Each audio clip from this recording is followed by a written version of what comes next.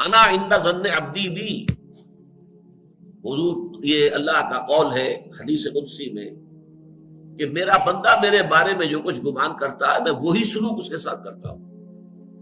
اللہ تعالیٰ بھی مخلص ہے، اللہ تعالیٰ کی مرضی کے بغیر کچھ نہیں ہو سکتا، تو یقیناً جو کچھ ہوا ہے اس میں میرے لیے خیر ہے، چاہے فوری طور پر مجھے ناگوار گزرا ہے، مجھے تکلیف ہوئی ہے، میرے لیے یہ شے جو ہے ناپسندیدہ ہے، لیکن ان دی لانگ رن مجھے یقین ہے کہ اس میں خیر ہے۔ بیدک الخیر انک علی کل شیء قدیر، اے اللہ تیرے ہاتھ میں خیر ہی خیر ہے، تو ہر چیز پر قادر۔ اچھا جو ہوگا وہ بھی اذن رب کے بغیر نہیں ہوگا، یہی تصور اس کے بارے میں ہونا ضروری ہے۔ اسی کا نتیجہ یہ نکلتا ہے جس کو قرآن مجید بار بار کہتا ہے، بار بار کہتا ہے، بار بار کہتا ہے، لا خوف علیہم ولا هم یحزنون۔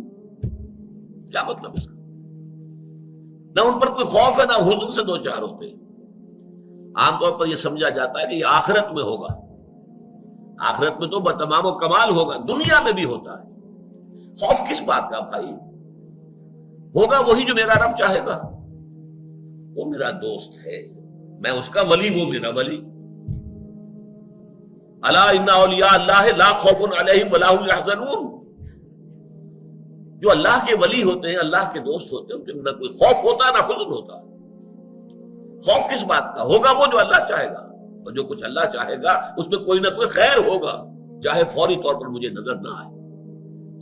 قرآن کہتا ہے سورہ بقرہ میں، عسیٰ ان تکرہوا شیئا وہو خیر لکم وعسیٰ ان تحبوا شیئا وہو شر لکم۔